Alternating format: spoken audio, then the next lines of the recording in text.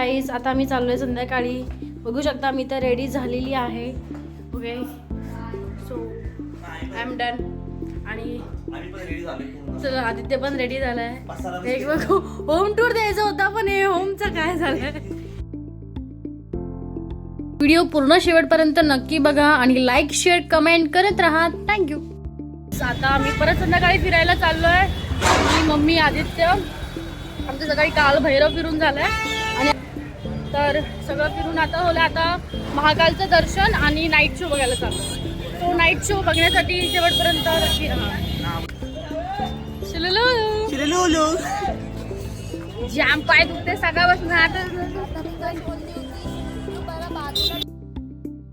इकडच्या मार्केटमध्ये पण जाऊन तुम्ही खूप काही शॉपिंग करू शकता. वेगवेगळ्या गोष्टी घेऊ शकता. शंख, रुद्राक्ष आणि महाकालचे एवढे सारे फोटोज आणि लीला आहे त्यांचा शृंगार. आम्ही पहिले तिकडे जाऊन पोहोचलो होतो. भारत माता मंदिर येते.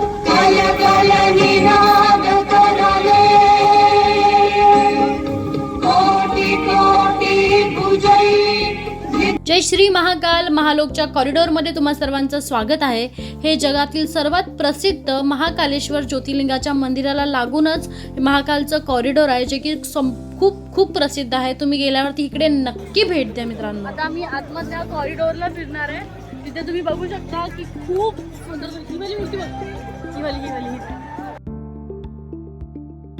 तो संपूर्ण कॉरिडॉरमध्ये तुम्हाला फक्त आणि फक्त भगवान शिवच्या वेगवेगळ्या नवीन नवीन मूर्त्या दिसतील.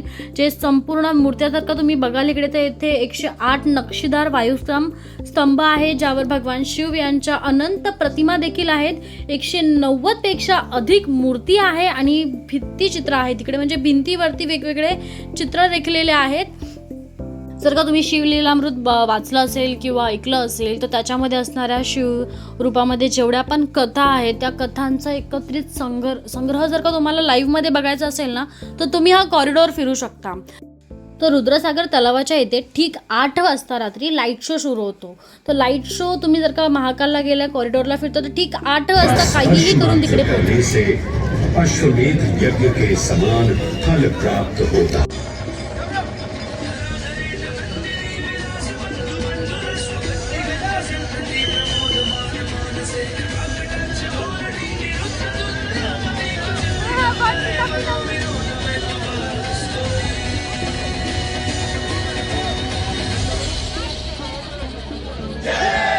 उज्जैनमधील श्री महाकालेश्वर मंदिर हे संपूर्ण भारतामधील 12 ज्योतिर्लिंगापैकी एक असून आपल्या हिंदू धर्मातील अत्यंत पवित्र स्थान असे मानले जातं. जवळजवळ 1 ते 1.5 तास कॉरिडॉर फिरून झाल्यानंतर आम्ही महाकालेश्वरच्या दर्शनासाठी त्यांच्या दरबारात गेलो. तर जिकडे तुम्ही बघाल की संपूर्ण सगळीकडे जेवढे पण तुम्हाला लोक दिसतील फक्त जय महाकाल, भंबम भोले, आपल्या हर हर महादेवच्या गजरामध्ये तुम्हाला फक्त तिथे जावं लागतं, ज्याच्यामध्ये तुम्ही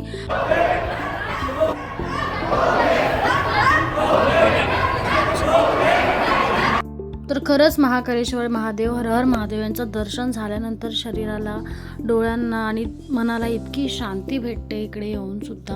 एवढ्या गजरामध्ये, एवढ्या गर्दीमध्ये सुद्धा फक्त तुम्हाला त्यांची एक छोटीशी झलक जरी भेटेल ना, म्हणजे काहीच आपण ती भावना शब्दामध्ये मांडूच शकत नाही, इतकी मोठी आहे.